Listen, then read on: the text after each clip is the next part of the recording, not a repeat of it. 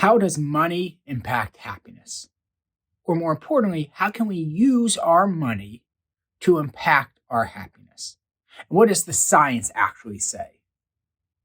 Well, today I'm going to talk about the first chemical, dopamine, the release of it, and how it impacts our happiness, and how we can creatively structure our finances in our lives and restructure things so that we are optimizing our money to lead us to a happier life, a less stressful life, and at the end of the day, a more well rounded life. So, dopamine. Dopamine essentially is our reward system in our body. It's a neurotransmitter hormone that's released when we accomplish rewards, and set goals, things of that nature. And there's a couple different ways that it's released, or some common ways, there's many ways it can be released, that are worth knowing and worth figuring out how we can use a couple of our dollars more impactfully and meaningfully for a better life. So let's talk about a couple of the ones that the science and the research leads to. First, I mentioned it earlier, planning and getting your goals accomplished. Well, hello, that's what we do for a living. I can't tell you the amount of times that people come in and we set goals, whether it's retirement or a beach home or getting that car or a kid to college, and the feeling when we can look each other in the eye and say, we've been working for this, we've set a big goal and we've accomplished it, really goes a massively long way to happiness. So just the relationship we have breeds it.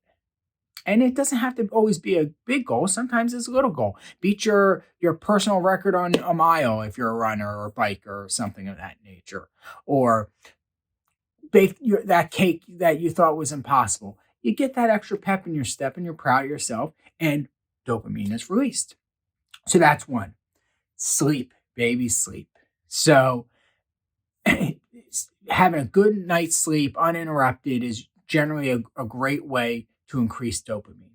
So finances, well, they tell you a mattress after 10 years and a pillow after a year goes bad or is less effective. And not many of us actually replace them. I can tell you this much. I got a therapeutic bed a year or so ago, and I love it. I'm always in search for a good pillow, but use your finances for a comforter, for a mattress, a topper. The only thing I'm not a fan of is those machines that make your bed go in different directions. I have one and barely ever use it. But besides that, maybe it's your bag.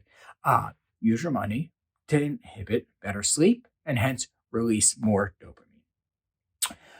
Yoga and meditation, great way, especially if you do it with others. So go pay for that class. I use Headspace. I do it personally. Do a yoga with some friends, releases dopamine, makes you less stressed, hence increases dopamine. Music, listening and going to concerts and listening to music, great way for dopamine release. So bump up that record collection, or as the world slowly is opening up here, maybe book a concert and do it outside and go enjoy it and listen to music and feel relaxed, feel the dopamine release. Wine, one of my favorite pastimes and present times. So wine, alcohol, within reason, of course, is a great way, again, to bring your stress level down and release dopamine. So use those paychecks to beef up that wine collection, as I try to, and you'll be thankful.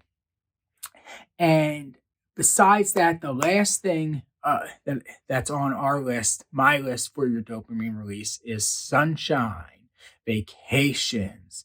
This is something I personally love, and I can see my clients, when they plan a vacation, get excited and go on that vacation and come back from that vacation.